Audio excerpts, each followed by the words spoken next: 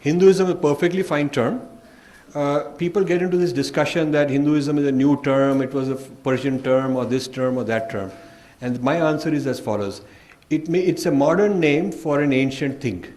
The thing is what we're talking about, not how it's named. Whether you call it X and X may have changed the name to Y, it's still the same entity.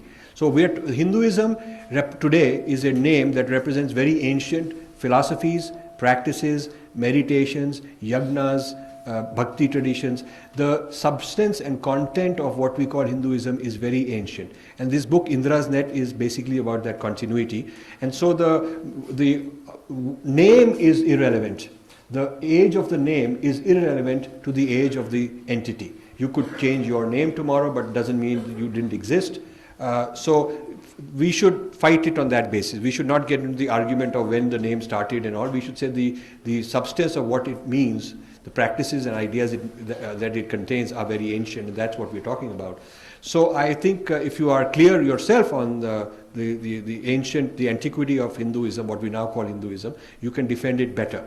I would also say that this pseudo-secular group in India have picked on Hinduism, and they don't apply the same critiques and the same yardsticks to take on other religions. They don't do this, why there are no women's rights in Islam and whatnot. All kind of problems exist in various traditions. It's become fashionable because what happened is during the Soviet era, they did a very good job of infiltrating Indian educated elite into a left-wing fashion.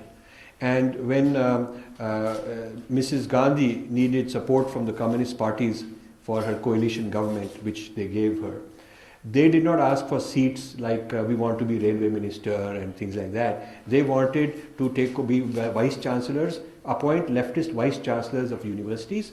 They wanted left-wing people to be appointed in history departments, in political science departments, in English departments.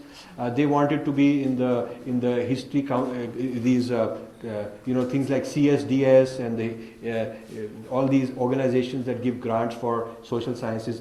They wanted to control the social sciences rather than get government ministries. It's very smart, because their idea was that if we get government ministries, we can make short-term bribes and all that. But if we get control of the intelligentsia machinery, then 10 years, 20 years from now, we'll have a whole nation of leftist people on our ideology.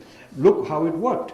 So today, they are getting the fruits of the investment they made in getting into higher education. They got into higher education. So that is why so much pseudo-leftism is out there. But I thrive on debating these people. And you should help me organize these debates, and I'll come and debate them.